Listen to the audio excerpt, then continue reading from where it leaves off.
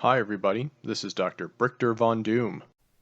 Today I'm going to show you how to improve the Rhino Mech from set 76037 Rhino and Sandman Supervillain Team-Up from 2015. That Rhino Mech was pretty scant on detail and open face on the front, and I didn't really like that, and I thought that this was a much better version of the Rhino armored mech that was in the Amazing Spider-Man movie 2. Now this is not a direct rebuild of that set, but it does kind of capture the essence, and I think is a good addition to whatever Sinister Six team you want to come up with. So let's get right into the details. So to start off with, I kept the basic design for the head, but I did mute the colors a little bit by swapping out the white horn elements for light gray, as overall I think this gives it a more realistic armored mech kind of look. The shoulder and arm piece themselves are completely redone. This was much more curved on the original, and I preferred having this pointed metal looking piece that kind of gave it the impression of armor. For the hand pieces, I designed weapon systems for each one. So this one is a dual wielding heavy machine gun with an under-mounted rocket or grenade launcher, and you can see the silver bit here is meant to be the belt-fed ammunition for the machine guns. Looking on the other arm, again, same setup with the shoulder piece, but we have a wrist-mounted missile launcher and then an articulated hand with a thumb and, sorry, get my hand out of the way there, and three fingers. And this allows Rhino to grab objects, including Spider-Man.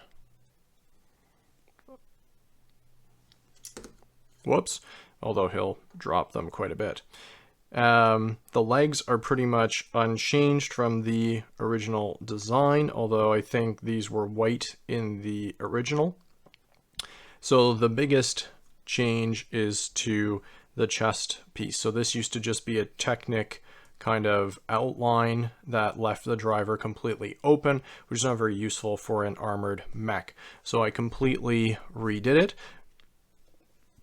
using the idea from the Hulkbuster Age of Ultron set. There is a flap here that rests on a brick piece underneath that prevents it from going all the way in, and then some side armoring here and some curved slope pieces that kind of articulate back to the shoulder. The front of the chest piece has some silver greebling on the front for design, as well as a central armored portion. So the head still lifts up like in the original, and you can actually take this whole chest piece down, although sometimes it'll come apart, although it didn't that time. So you can flip the whole bit down, leaving your driver exposed. There isn't really a great or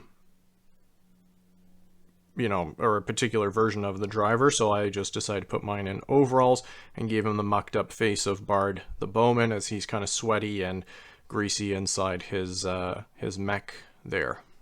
So it can close back up, and the point of having the minifigure in there was mostly to illustrate that they does completely fit.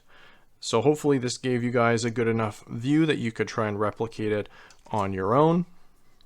I freehand built this, so I don't really have instructions to share, unfortunately, but you should be able to kind of get a sense.